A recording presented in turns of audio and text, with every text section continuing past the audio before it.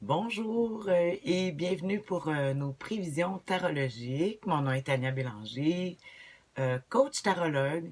Oui, je vais tirer trois cartes pour connaître notre humeur, les défis et l'attitude gagnante à pratiquer cette semaine. Cette semaine du lundi le 21 janvier à ce dimanche le 27, je précise janvier, ouais. Ici, il fait très froid. 2019, après une semaine de pause. Euh, on peut remarquer mon teint bronzé. Euh, je suis contente de te retrouver.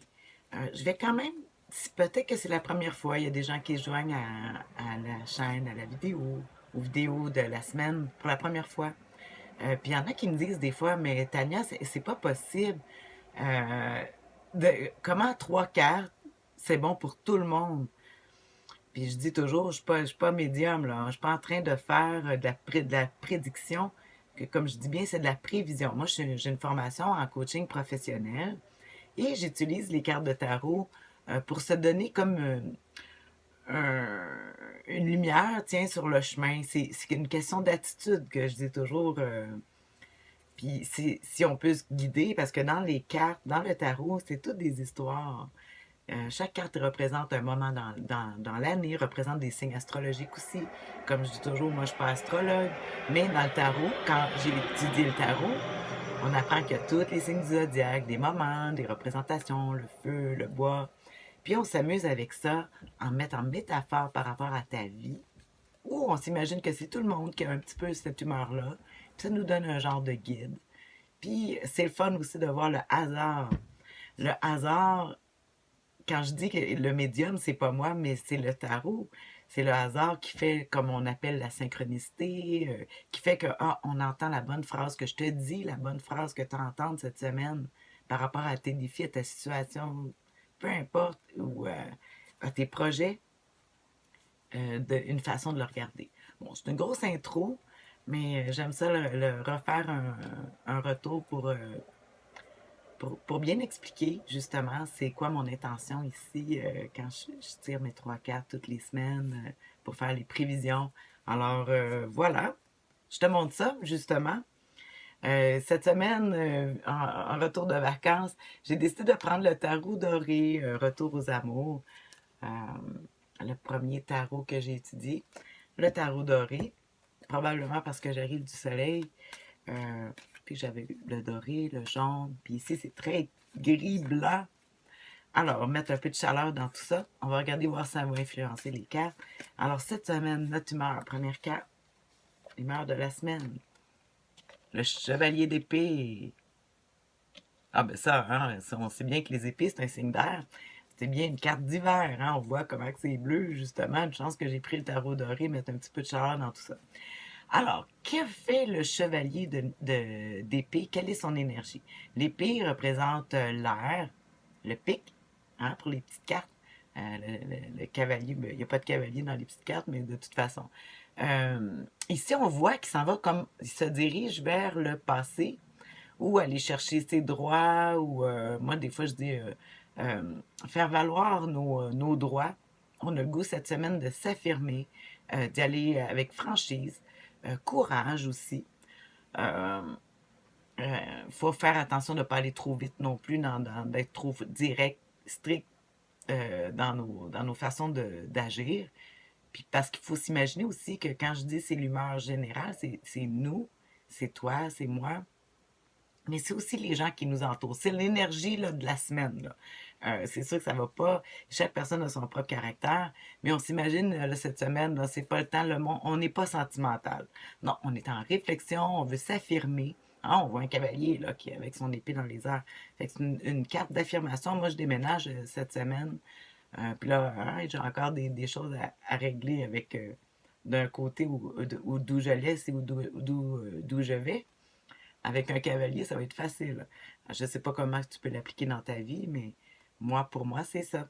Alors, on va regarder justement le défi avec ce cavalier d'épée. Oh, les déceptions. Alors, les défis, ouais. C'est sûr qu'avec un cavalier d'épée, avec une énergie comme ça, comme je dis, moi j'ai des papiers, des choses à régler, partir d'un bar puis aller dans l'autre. Le 5 d'épée, le 5 de coupe, on voit quelqu'un qui est vraiment découragé. On voit des coupes qui sont renversées. On voit une personne là, qui focalise beaucoup, beaucoup sur ce qui est perdu, ce qui est tombé. Et on voit le découragement, mais c'est des choses qu'il fallait qui se terminent de toute façon. Ou peut-être des rêves ou des croyances qu'on avait qui ne sont pas réalistes. Puis c'est justement avec la logique du cavalier d'épée, on réalise justement froidement la réalité, puis qu'est-ce qu'il faut faire, puis changer, puis couper aussi. Il y a des fois des relations ou des choses faut trancher, il faut couper avec notre cavalier. Puis ça l'amène la tristesse et la peine qu'on a à vivre de laisser. J'aime quand même parler, je sais que, bon, toutes les cartes sont positives et négatives. Je vais quand même parler du positif dans notre défi. Ça dit ici, là, même si je vais tirer une carte pour connaître l'humeur, là, l'attitude à avoir là, pour traverser cette période-ci. Mais ici, j'aime quand même rappeler qu'il y a deux belles coupes derrière euh, qui sont toutes bien dorées, bien. Ça dit que qu'est-ce que l'on perd, qu'est-ce qui s'en va. Euh, il y a peut-être plus de choses qui s'en vont, mais qu'est-ce qu'on garde, c'est le meilleur. Hein? Faut se dire qu'on en a peut-être moins, mais le meilleur, on n'a pas tout perdu. C'est pas tout qui s'en va. Faut s'accrocher à ce qui nous reste. Hein? Faut arrêter de focaliser sur tout ce qui part. Moi, en tout cas, ça me parle. Avec, c'est sûr que les couples, c'est les émotions, les sentiments. Puis avec le cavalier d'épée, il n'y a pas de place pour les sentiments. Fait qu'on fait face à justement nos émotions.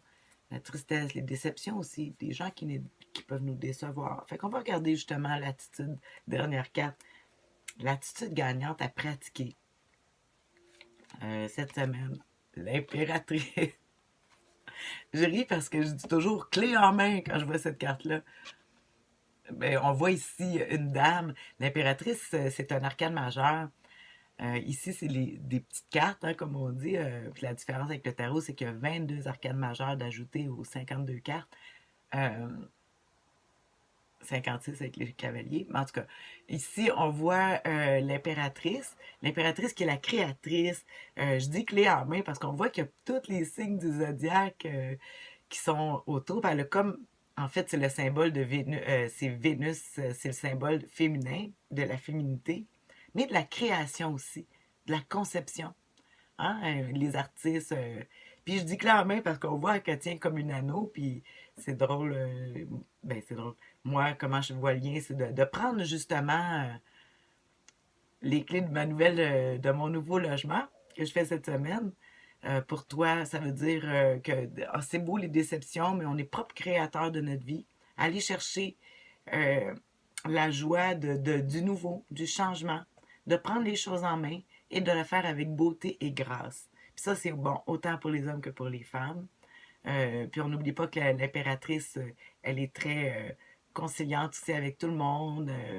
Mais elle donne l'exemple, hein? Fait que faut pas avoir peur de s'exprimer et d'utiliser nos beaux talents à résoudre justement tous les défis qu'on a traversés cette semaine.